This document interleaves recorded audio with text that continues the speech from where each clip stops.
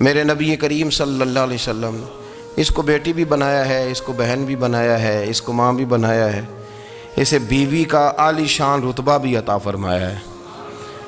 اور چونکہ بیٹی کا بھی حق بڑا بیان کیا جاتا ہے، بہن کا بھی، ماں کا بھی، اور بیوی کے معاملے میں لوگ سمجھتے ہیں کہ زیادہ بات نہیں کرنی چاہیے، شاید مسئلہ خراب ہو جائے۔ حالانکہ نبی پاک صلی اللہ تعالیٰ علیہ وسلم نے بیوی کے بارے میں پتہ کیا فرمایا؟ فرمایا جب تم نکاح کر لیتے ہو تو اپنا ایمان محفوظ کر لیتے ہو۔ اب میں اس کی شرح نہیں کرتا، اب خود کر لیجئے گا کہ وہ ایک ایسی شخصیت ہوتی ہے کہ جس کی موجودگی میں آپ کا ایمان محفوظ ہے۔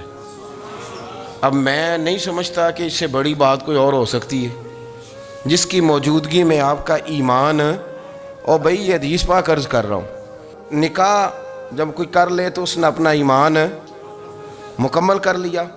اس کا معنی یہ ہوا کہ آپ کا ایمان محفوظ ہے اس کی موجودگی میں، تو اس سے زیادہ بھی، یعنی ایمان سب سے قیمتی چیز ہے نا، تو اس کے محفوظ ہونے کی وجہ حضور نے نکاح بیان کر دی۔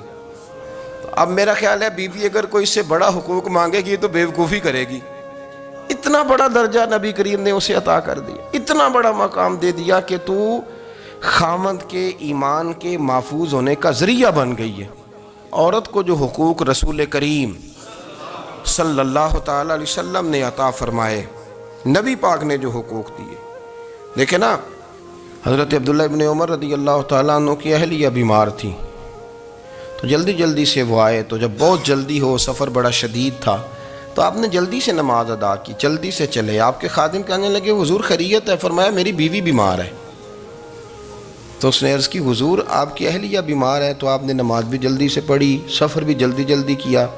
تو فرمانے لگے یہ وہ چیزیں ہیں جو ہمیں مدینے والے رسول نے سکھائی۔ آپ اس کیفیات کو سمجھیں کہ حضور صلی اللہ علیہ وسلم نے درس دیا۔ اور پھر ایک اور بہت بڑی بات، یہ فضیلت کسی اور کو نہیں دی، جو عورت کو حضور نے فضیلت دی، یہ فضیلت کسی اور کو نہیں دی۔ کبھی حضور نے فرمایا کہ تمہارا ابا تمہارے ساتھ بہت سخت رویہ کرے تو تم نے اس کو اس سختی پر داد دینی ہے؟ فرمایا چلو اگر وہ زیادتی بھی کرے تو تم نے اس کے ساتھ سلوک اچھا ہی کرنا ہے۔ لیکن آپ ایک بات کو سمجھے نا کہ بچے کے بارے میں، بیٹے کے بارے میں، بیٹی کے بارے میں فرمایا 10 سال کے ہو کے نماز نہ پڑھیں تو سختی کرو، تمہارا ڈنڈا بھی لٹکنا چاہیے۔ بہت ساری جگہوں پہ بہت سارے لوگوں کے لیے سختی کا حکم دیا، لیکن عورت کے لیے حضور نے جو جملے کہے، اصل میں ہم سمجھتے ہیں کہ یہ ایک بات ہے، مشہور ہو گئی ہے روایت حدیث، تو بس اس کے پس منظر پر اور جملوں کے حسن پر شاید معاذ اللہ غور کرنے کی ضرورت نہیں۔ ذرا اس لفظ کی تاثیر پر غور کریں۔ حضور نے فرمایا عورت ٹیڑھی پسلی سے پیدا کی گئی ہے، یہ ٹیڑھی ہے، اس کو سیدھا کرنے کی کوشش کرو گے تو ٹوٹ جائے گی۔ تو حضور پھر ہمارے لیے حکم کیا ہے؟ فرمایا جیسی ہے تم اسی کے ساتھ نبھا کرو۔ آپ سمجھیں کہ اتنا محفوظ حضور نے درجہ دے دیا بی بی کو، اتنا محفوظ کہ فرمایا غلطی بھی ہو تو میرے غلاموں تم اس کے ساتھ نبھا کرو، گزارا کر لو۔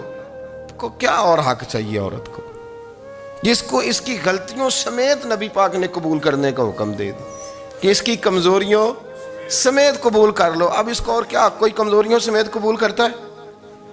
کبھی آپ دکان پہ بیٹھے ہو تو آپ کہیں بھی اس میں یہ بھی غلطی، میرے مال میں یہ بھی کمزوری ہے، یہ بھی کمزوری ہے، یہ بھی کمزوری ہے، تو کر لے قبول؟ کرتا ہے کوئی؟ کوئی شخص ایسا ہو جو کسی چیز کی کمزوریاں بیان کر کے کہ اسے قبول کرو؟ پر رسول کریم صلی اللہ تعالیٰ علیہ وسلم نے نا ہمیں سبق دیا، حضور نے ہمیں درس دیا، نبی پاک نے ہمیں پیغام دیا۔ فرمایا یہ ٹیڑھی ہے، سیدھی کرنے کی کوشش کرو گے تو بیچاری ٹوٹ جائے گی، تو اس کے ساتھ نبھا کر جاؤ۔ آپ میری بات کو سمجھیے گا۔ چلیں میں اس پر ایک اور بخاری مسلم کی حدیث پڑھتا ہوں۔ حضرت سلمان فارسی رضی اللہ تعالیٰ عنہ اور حضرت ابو درداء کے درمیان بھائی چارہ تھا۔ مکے سے مدینے جب لوگ آئے تو حضور نے بھائی بھائی بنایا تھا، ان کے درمیان بھائی چارہ تھا، تو ابھی پردے کی آیات نازل نہیں ہوئی تھیں، تو لوگ ایک دوسرے کی طرف جاتے تھے۔ حضرت سلمان فارسی رضی اللہ تعالیٰ عنہ حضرت ابو درداء رضی اللہ تعالیٰ عنہ کے گھر میں تشریف لے گئے، تو دیکھا کہ ان کی بیوی بڑی غمگین بیٹھی ہیں۔ تو ہم نے فرمایا بہن کیا ہوا؟ تو کہنے لگی تمہارے بھائی کو دلچسپی کوئی نہیں رہی، ہر روز روزہ رکھ لیتا ہے اور ساری رات نفل پڑھتا ہے۔ حضرت سلمان فارسی کہنے لگے ٹھیک ہے کر لیتے ہیں بندوبست۔ نماز دین ہے کہ نہیں؟ دین ہے نا یہ چیزیں؟ لیکن حضرت سلمان فارسی جناب ابو دردہ سے کہنے لگے آج میں نے تیرے گھر میں رہنا رات کو، کیونکہ وہ تو ساری رات نماز پڑھتے تھے، نفل پڑھتے تھے۔ انہوں نے کہا ٹھیک ہے، ایک بستر لا کے بچھا دیا حضرت سلمان فارسی کے لیے۔ سلمان فارسی فرمانے لگے دوسرا بھی لا۔ کہا وہ کیا کرنا ہے؟ فرمانے لگے تو نے بھی سونا ہے، میں نے بھی سونا ہے، تو نے بھی سونا ہے، عشاء پڑھیں گے اور پھر دونوں سوئیں گے۔ کہا میں نے تو نماز پڑھنی ہے۔ فرمایا تہجد کے وقت اٹھ کے پڑھیں گے، اللہ کے رسول بھی رات آخری حصے میں جا کے نماز پڑھتے ہیں۔ ادھر ساتھ سلا لیا، وہ تھوڑی کو دیر سوئے، اب عادت تھی ساری رات اٹھنے کی، ذرا اٹھنے لگے بستر سے تو حضرت سلمان فارسی فرمایا چپ کر کے سو جا، وہ بڑی رات پڑی ہوئی، چپ کر کے سو جا۔ وہ لیٹ گئے، پھر اٹھنے لگے تو فرمایا سو جا چپ کر کے، بڑا ٹائم ہے۔ سحری کے وقت اٹھے، نفل پڑھے، ان کا ارادہ تھا روزہ رکھنے کا، تو فرمانے لگے کل رکھا تھا نا نفلی روزہ؟ جی رکھا تھا۔ پرسوں بھی رکھا تھا، ترسوں بھی رکھا تھا۔ فرمایا آج نہیں رکھنا، آج میں تیرا مہمان ہوں، سارا دن اکٹھے مل کے روٹیاں کھائیں گے، آج نہیں روزہ رکھنا، سلا دیا۔ اب حضرت ابو دردہ رضی اللہ تعالیٰ عنہ کہہ تو کچھ نہ سکے، پر کہنے لگے سلمان تم پتہ تم کیا کر رہے ہو، نہ تم نے مجھے رات اٹھ کے زیادہ نفل پڑھنے دیے، سویرے روزہ نہیں رکھنے دیا۔ تو حضرت سلمان فارسی کہنے لگے کوئی لمبی بات تو نہیں نا، چلتے ہیں نا ابھی فجر میں مسجد نبی میں، تو نبی پاک کو بتاتے ہیں سرکار دو عالم علیہ السلام کی خدمت میں تو اپنی بات کرنا، میں اپنی کروں گا، حضور نتیجے کا اعلان فرما دیں گے، بات طے ہو جائے گی۔ حاضر خدمت ہوئے، عرض کی یا رسول اللہ صلی اللہ تعالیٰ علیہ وسلم یہ ساری رات نفل پڑھتے ہیں، ہر روز روزہ رکھتے ہیں، ان کی اہلیہ غمگین بیٹھی ہیں، حکم فرمائیں۔ تو نبی پاک صلی اللہ علیہ وسلم نے فرمایا پھر ہوا کیا؟ یا رسول اللہ میں نے رات سلایا ہے، سحری میں اٹھایا ہے، سویرے روزہ نہیں رکھنے دیا۔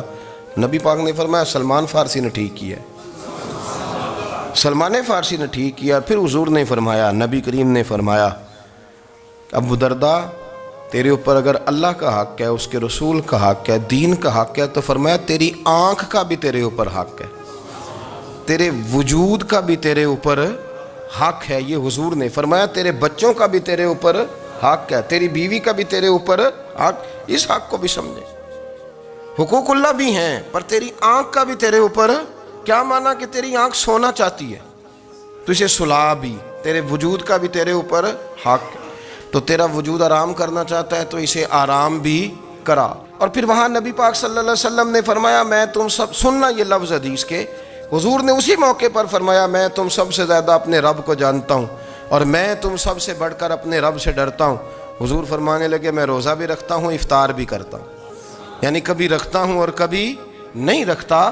فرمایا میں نفل بھی پڑھتا ہوں اور اپنی بیویوں کو وقت بھی دیتا ہوں۔ سرکار مسجد میں بھی آتے تھے، نواسوں کے ساتھ کھیلا بھی کرتے تھے، ان کے ساتھ پیار بھی کرتے تھے۔ تو اتنے بڑے حقوق حضور نے بیان فرمائے عورتوں کے کہ تمہاری بیوی کا بھی تمہارے اوپر۔